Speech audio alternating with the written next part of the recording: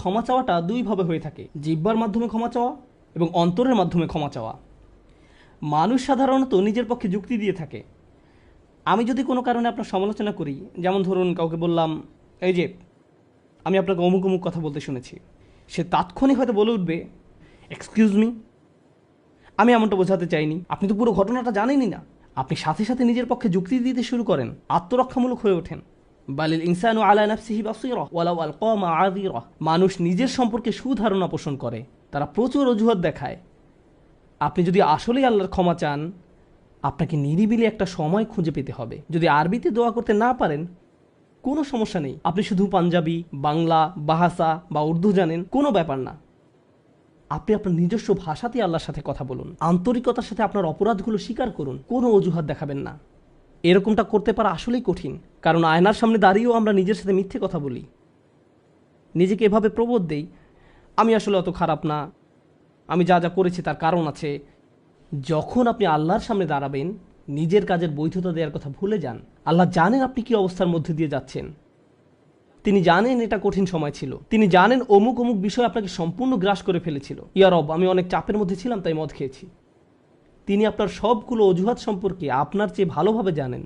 আপনাকে অকপটে তার নিকট আসতে হবে, ফিল্টার ছাড়া, কোনো দ্বিধাদ্বন্দ্ব ছাড়া, নির্দ্বিধায়, কোনো রকমের বিব্রত বোধ করা ছাড়া। অনেক সময় আমরা নিজেদের পাপ স্বীকার করতে বিব্রত বোধ করি, একরাশ লজ্জা এসে আমাদের জড়িয়ে ধরে। কিন্তু যতক্ষণ না আপনি আল্লাহর নিকট অকপটে সকল পাপ স্বীকার করে নিচ্ছেন, আর এভাবে যখন নিজের উপর যে অন্যায়গুলো এতদিন ধরে করে এসছেন তা আপনি মুখ দিয়ে উচ্চারণ করতে শুরু করবেন, আমার বিশ্বাস করতে কষ্ট হয় যে সে সময় আপনার চোখ দিয়ে কোনো অশ্রু নির্গত হবে না। একজন মানুষের পক্ষে এটা অসম্ভব যে সে আল্লাহর সামনে এভাবে নিজেকে খোলাখুলি উপস্থাপন করবে আর তার চোখ দিয়ে কোনো অশ্রু বের হবে না, কারণ এটা দুর্বলতা প্রকাশের সময়। দুনিয়ার সামনে আমরা সাধারণত নিজেকে শক্তিশালী, আত্মবিশ্বাসী এবং দিব্যি সুস্থ হিসাবে উপস্থাপন করি। সবাই আমাদের দেখে মনে করে সবকিছু ঠিক আছে, কিন্তু ভেতরে ভেতরে যে আমি বহু সমস্যায় জর্জরিত তা একমাত্র আল্লাহ জানেন। আপনাকে সকল জড়তা কেটে তার নিকট সম্পূর্ণ খোলাখুলিভাবে নিজেকে উপস্থাপন করতে হবে, আর কেবল তখনই আপনি আল্লাহর নিকট ক্ষমা চাওয়ার অবস্থানে যেতে পারবেন। তারপর সিজদায় গিয়ে কাঁদতে থাকুন। তখন এটা শুধুমাত্র আস্তাগফিরুল্লাহ আস্তাগফিরুল্লাহ বলার মতো হবে না, এটা হয়ে উঠবে আল্লাহর সাথে একটি সত্যিকারের কথোপকথন, আল্লাহর নিকট সত্যিকার অর্থে পাপ স্বীকার। এটা খুবই শক্তিশালী একটা অনুশীলন, চেষ্টা করে দেখুন। আপনাকে একটা নিরিবিলি সময় খুঁজে পেতে হবে। নিশ্চিত করুন যে কেউ আপনার কথা শুনছে না। আপনার স্ত্রী বিছানায় শুয়ে আছে, এমত অবস্থায় মাঝরাতে ঘুম থেকে উঠে এভাবে দোয়া করতে পারবেন না, ইয়া আল্লাহ আমাকে ক্ষমা করে দিন, কারণ আপনার স্ত্রী তো আপনার দোয়া শুনতে পাচ্ছে। এভাবে করাটা নিষিদ্ধ নয়, কিন্তু একা একা দোয়া করা আপনার জন্য ভালো হবে।